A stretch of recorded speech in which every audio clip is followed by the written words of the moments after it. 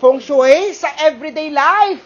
Why do Chinese restaurant, yung mga Chinese restaurant na paborito ni Master Hans Kua, ginagamit namin ang mga Chinese o yung mga round table? Alam mga kanswerte, napansin mo ba sa restaurant ng mga Chinese?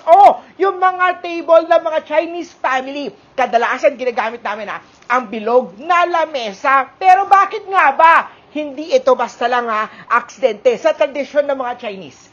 Ang bilog ay simbolo ng pagkakaisa, pagkapantay-pantay at kumpleto. Kaya ang bilog ng lamesa ay walang ulo o walang dulo. Walang mas mataas o walang mas mababa. Lahat ay pantay-pantay habang nagsasalo sa pagkain.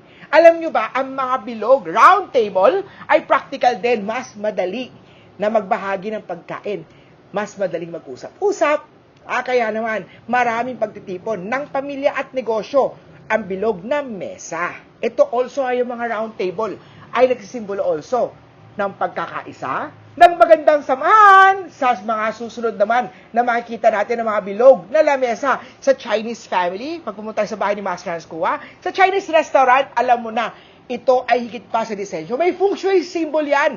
Ito ay simbolo ng pagkakaisa, magandang relasyon.